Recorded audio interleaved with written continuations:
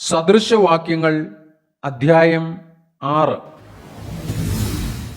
മകനെ, കൂട്ടുകാരനു വേണ്ടി നീ ജാമ്യം നിൽക്കുകയോ അന്യനു വേണ്ടി കൈയടിക്കുകയോ ചെയ്തിട്ടുണ്ടെങ്കിൽ നിന്റെ വായിലെ വാക്കുകളാൽ നീ കുടുങ്ങിപ്പോയി, നിന്റെ വായിലെ മൊഴികളാൽ പിടിപെട്ടിരിക്കുന്നു.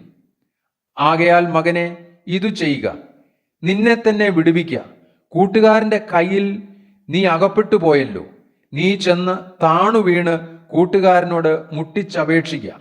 നിന്റെ കണ്ണിന് ഉറക്കവും നിന്റെ കണ്ണിമയ്ക്ക് നിദ്രയും കൊടുക്കരുത്. മാൻ നായാട്ടുകാരന്റെ കയ്യിൽ നിന്നും പക്ഷി വേട്ടക്കാരന്റെ കയ്യിൽ നിന്നും എന്ന പോലെ നീ നിന്നെ തന്നെ വിടുവിക്കുക. മടിയ, ഉറുമ്പിന്റെ അടുക്കൽ ചെല്ലുക, അതിന്റെ വഴികളെ നോക്കി ബുദ്ധി പഠിക്കുക. അതിന് നായകനും മേൽവിചാരകനും അധിപതിയും ഇല്ലാതിരുന്നിട്ടും വേനൽക്കാലത്ത് തൻ്റെ ആഹാരം ഒരുക്കുന്നു, കൊയ്ത്തുകാലത്ത് തൻ്റെ തീൻ ശേഖരിക്കുന്നു. മടിയ, നീ എത്ര നേരം കിടന്നുറങ്ങും? എപ്പോൾ ഉറക്കത്തിൽ നിന്ന് എഴുന്നേൽക്കും?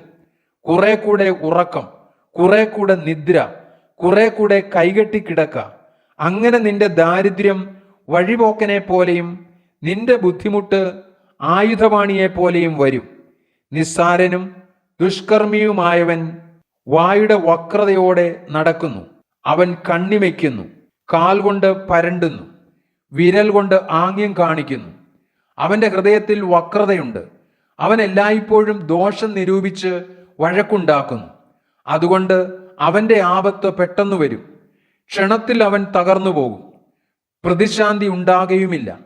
6 കാര്യം യഹോവ വെറുക്കുന്നു, 7 കാര്യം അവന് അറപ്പാകുന്നു: ഗർവമുള്ള കണ്ണും വ്യാജമുള്ള നാവും, കുറ്റമില്ലാത്ത രക്തം ചൊരിയുന്ന കൈയും, ദുരുപായം നിരൂപിക്കുന്ന ഹൃദയവും, ദോഷത്തിനു ബന്ധപ്പെട്ട് ഓടുന്ന കാലും, ഭോഷ്കു പറയുന്ന കള്ളസാക്ഷിയും, സഹോദരന്മാരുടെ ഇടയിൽ വഴക്കുണ്ടാക്കുന്നവനും തന്നെ.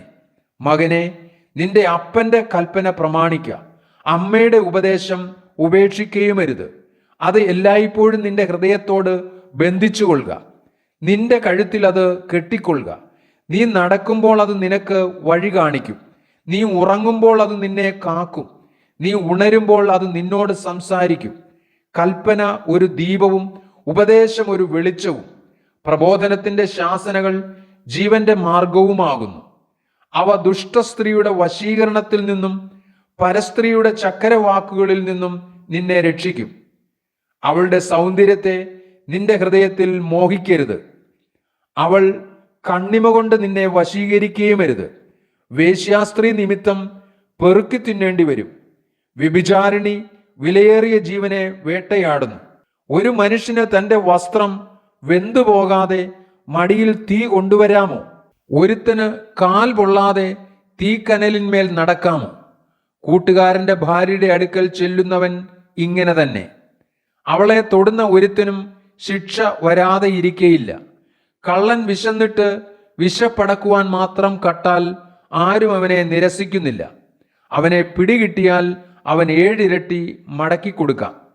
തൻ്റെ വീട്ടിലെ വസ്തുവകയൊക്കെയും കൊടുക്കാം. സ്ത്രീയോട് വ്യഭിചാരം ചെയ്യുന്നവനോ ബുദ്ധിഹീനൻ. അങ്ങനെ ചെയ്യുന്നവൻ സ്വന്തം പ്രാണനെ നശിപ്പിക്കുന്നു. പ്രഹരവും അപമാനവും അവന് ലഭിക്കും, അവന്റെ നിന്ദ മാഞ്ഞു പോകുകയുമില്ല. ജാരശങ്ക പുരുഷന് ക്രോധഹേതുവാകുന്നു, പ്രതികാര ദിവസത്തിൽ അവൻ ഇളയ്ക്കുകയില്ല. അവൻ യാതൊരു പ്രതിശാന്തിയും കൈക്കൊള്ളുകയില്ല. എത്ര സമ്മാനം കൊടുത്താലും അവൻ തൃപ്തിപ്പെടുകയുമില്ല.